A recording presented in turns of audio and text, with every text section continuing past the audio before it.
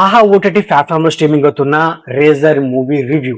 ఈ మూవీ గురించి చెప్పుకోవాల్సి వస్తే ఈ మూవీలో హీరో కమ్ డైరెక్టర్ అయిన రవిబాబు గారు. సో రవిబాబు గారు ఆయన మూవీస్ లో ఉన్న క్రియేటివిటీ అనేది నాకు చాలా బాగా ఇష్టం అనమాట. ఆ క్రియేటివిటీయే ఈ మూవీలో లోపించింది. అదైతే ఈ మూవీకి పెద్ద మైనస్ నాకైతే అనిపించింది. ఆయన అంటే మన రవిబాబు గారి మూవీ టైటిల్స్ లో కూడా ఒక మంచి క్రియేటివిటీగా డిజైన్ చేస్తారన్నమాట ఆ టైటిల్ కార్డ్స్ ని. ఈ మూవీలో కూడా టైటిల్ కార్డ్స్ ని ఏదో సింపుల్ గా అయితే తెలిసేస్తారనమాట. మెయిన్ గా ఏంటంటే సో రవిబాబు గారి మూవీస్ లో ఉండాల్సిన క్రియేటివిటీ ఈ రేజర్ మూవీలో మిస్ అయింది. ఇంకోటి ఏంటంటే ఈ రేజర్ మూవీ అనేది ఒక మాస్ యాక్షన్ మూవీ అనమాట. అంటే ఈ మూవీని చూసిన తర్వాత నాకు నా మైండ్ లో ఒకటే తట్టింది, మన రవిబాబు గారు రీసెంట్ గా వచ్చిన దురంధర్, యానిమల్, అంటే దాని తర్వాత మార్కో, సో ఇలాంటి మూవీస్ చూసి ఒక వైల్డ్ వైలెన్స్ ఉన్న యాక్షన్ మూవీ తీయాలనుకుని ఈ రేజర్ మూవీ తీసిన ఫీలింగ్ లాగా నాకైతే అనిపించింది అనమాట. ఈ మూవీలో కూడా వైలెన్స్ అనేది ఎక్కువగానే ఉంటుంది. ఇంకోటి ఏంటంటే ఈ మూవీలో రవిబాబు గారు చేసిన ఫైట్ సీన్స్ అనేవి ఓకే ఇష్గా ఉన్నప్పటికీ బట్ ఆ ఫైట్ సీన్స్ అనేవి మనకి చాలా చాలా ఇరిటేషన్ తెప్పిస్తాయి అనమాట. ఎందుకు అంటానంటే సో ఒకసారి ఫైట్ సీన్ వస్తే బాగుండేది అనమాట. బట్ ప్రతి 20 నిమిషాలకి ఒక ఫైట్ సీన్ అనేది వస్తూ ఉంటుంది. ఆ ఫైట్ సీన్ లో కూడా అంటే విలన్స్ వస్తా ఉంటారు, హీరోయిన్ రవిబాబు గారు వాళ్ళని కొట్టేస్తాడు, సింపుల్ గా అయిపోతుంది అనమాట.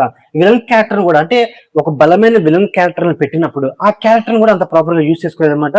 క్లైమాక్స్ కి వచ్చేపాటికి ఆ విలన్స్ కూడా ఏదో సింపుల్ గా లేపేస్తారు మన హీరో. అంటే అక్కడ ఏంటంటే విలన్ కి హీరోకి మధ్య ఒక బలమైన ఒక ఫైట్ ఉండాలన్నమాట.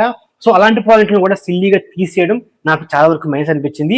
ఇంకోటి ఏంటంటే ఈ మూవీలో స్టోరీ పాయింట్ అనేది రొటీన్ అనమాట. ఇలాంటి స్టోరీ పాయింట్ మీద చాలా మూవీస్ వచ్చినాయి. సో ఒక రొటీన్ స్టోరీ పాయింట్ తీసుకున్నప్పటికీ బట్ ఆ స్టోరీ పాయింట్ ని స్టార్టింగ్ లో చెప్పేయడంతో సో మనం రిమైనింగ్ మూవీ అనేది ఒక ప్రెడిక్టబుల్ ఏదో సాధిస్తున్నట్టుగానే వెళ్ళిపోతుంది. కానీ సో రిమైనింగ్ మూవీ మీద మనకంత ఇంట్రెస్ట్ అయితే కలగదనమాట.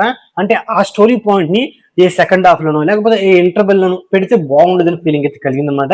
ఇంకోటి ఏంటంటే ఈ మూవీలో మెయిన్ గా ఏంటి సో డ్రామా అండ్ అలాగే ఎమోషన్స్ ఉండాలన్నమాట. మెయిన్ గా ఎమోషన్స్ ఇక్కడ ఏంటి, ఒక చిన్న పిల్లకి సంబంధించిన అమ్మ నాన్నలు చంపేస్తారు. చంపేసినప్పుడు వాళ్ళు చనిపోయినప్పుడు ఉన్న ఎమోషన్ అవనండి అండ్ అలాగే ఆ చిన్నపిల్ల వాళ్ళ అమ్మ నాన్నలు గుర్తు తెచ్చుకుని ఏడ్చే సీన్స్ అవనండి అలాంటివి ఉండాలన్నమాట. ఎందుకంటే అలాంటివి ఉన్నప్పుడు కాస్త ఎమోషనల్ గా మనం కూడా ఎంతో కొంత కనెక్ట్ అవుతాం అనమాట. అండ్ అలాగే రవిబాబు గారి బ్యాక్ స్టోరీ అయితే ఉంటుంది అనమాట.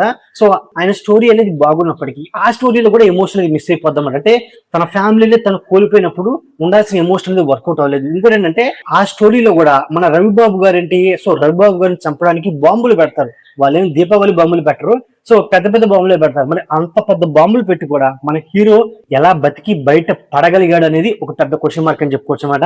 ఇంకోటి ఏంటంటే ఈ మూవీలో మెయిన్ గా ఏంటి సో విలన్స్ హ్యాక్ చేసేస్తారనమాట. అంటే ఎవరి సిస్టమ్ పడితే వాళ్ళ సిస్టమ్, ఎవరి ఫోన్ పడితే వాళ్ళు ఎక్కడ పడితే అక్కడికి వెళ్ళి హ్యాక్ చేసేస్తారనమాట.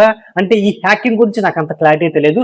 బట్ అంటే మరి ఎంతలాగా హ్యాక్ చేయొచ్చా అనేది నాకు ఒక పెద్ద డౌట్ అయితే అనిపించింది అనమాట.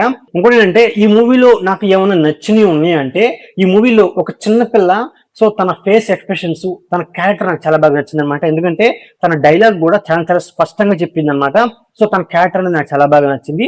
ఇంకోటి ఏంటంటే సో విలన్స్ వెతికేది ఒక వీడియో కోసం, ఆ వీడియోని ఒక 3 layers గా డివైడ్ చేయడం అనేది నాకు చాలా బాగా నచ్చింది అనమాట. ఎందుకంటే ఆ పాయింట్ అనేది నాకు కొత్తగా అనిపించింది ఫస్ట్. సో ఇలాంటి కొన్ని పాయింట్లే బాగున్నాయి తప్పించి సో ఓవరాల్ మూవీ పరంగా చెప్పుకోవాల్సి వస్తే సో ఏదో యాక్షన్ మూవీగా తీసుకెళ్దాం అనుకున్నప్పటికీ స్టోరీ రొటీనే, స్క్రీన్ ప్లే ప్రెడిక్టబుల్ గా ఉంది, ఉన్న ఫైట్ సీన్సే కొంత ఎంగేజ్ చేసినప్పటికీ బట్ డ్రామా ఎమోషన్ అనేది అంత బలంగా వర్కౌట్ అవ్వకపోవడం వల్ల మూవీ అనేది నాకు యావరేజ్ వాచ్ అనే ఫీలింగ్ అయితే కలిగింది అనమాట. సో ఓవరాల్ గా ఇదండి రేజర్ మూవీ రివ్యూ. నా రివ్యూ నచ్చినట్లయితే వీడియోకి ఒక చిన్న లైక్, అలాగే మన ఛానల్ ని సబ్స్క్రైబ్ చేసుకోండి. Okay, thank you all.